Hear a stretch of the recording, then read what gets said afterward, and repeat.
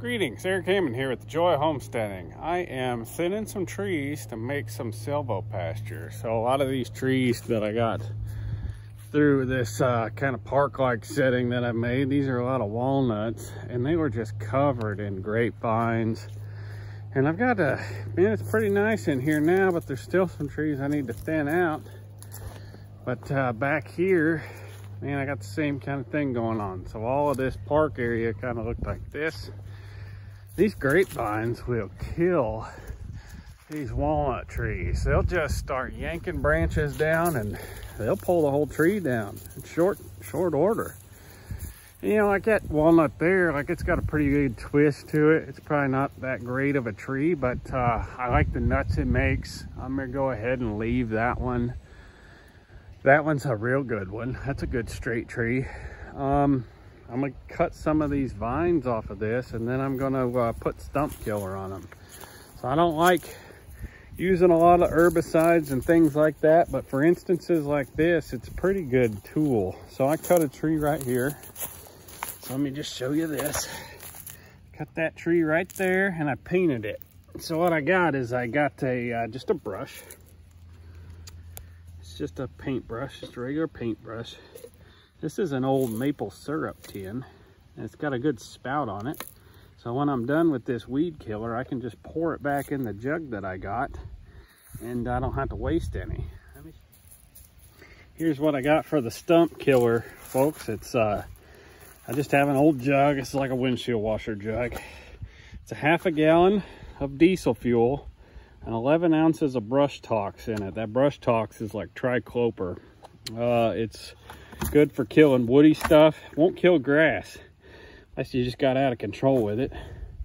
And then I just put that in this old maple syrup container, and then I paint the stumps.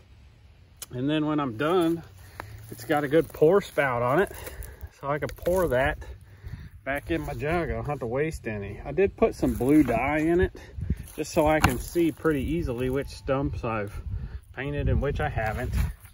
When you're painting these stumps, you know, this come off a walnut tree, you only have to paint this sapwood. So it's easy to see on a walnut tree, like the heartwood's just dark. You only have to paint this outer sapwood here. If you're wondering, like, why is this one got so little sapwood up here and this one's got a whole bunch? I cut, I don't know, about 1.5 feet out of the middle of this tree, so that piece didn't actually connect to there. There was another piece. So just paint the outside of it.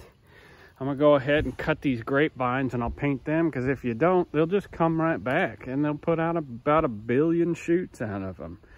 So that's just kind of what I'm doing today. I'm gonna try and clear all this out. I'm gonna save all the walnuts. Like, there's a big walnut, there's a nice looking one. I'm gonna save this one. Some good walnuts over here, but all these little mulberries are gonna go. And I'm gonna try and make it to where I can mow through here pretty easily, and then try and get some grass growing so I can run more animals. Look at this one. I just want to show you this one vine. So there's a huge vine coming through. Look at the size of my hand. Look at this big sucker I just cut off. I can't put my hand around it. But it's just wrapping around the whole base. Look, there's another one right there. Right there. It goes around the whole base of this tree. It's just choking it. It's just trying to kill it off. Right at the base. A nice walnut. Just a nice big walnut. And these grapevines are going to destroy it. They're going to kill it. So we're painting them and we're getting rid of them. So here's that one that was girdling that tree down here. Look at the groove it put in the base of that tree. I think I caught it in time. But man, that thing, it's in the ground pretty far. If I pull on that and I break all those roots, that'll make a whole bunch of new grapevine plants. So what I did is I cut all the ends, painted all the ends, and then I took the tip of my chainsaw and I just skinned all the bark off that, and I painted that really good. So in the spring, that thing will be dead, and then I can get it out of there. It's gonna take that chemical, it's gonna go down into the roots of that vine, and it's gonna kill it. If I were to try and just cut it and pull it, man, I might not get them all. And yeah, there you go. if you can double the amount of animals you can run on your land by making better pasture for them, you've effectively doubled the size of your land. So wouldn't that be nice? Let's just try and improve what we got before we go trying to get some more land. Anyways, if you got any questions, good day. Leave them below. Thanks.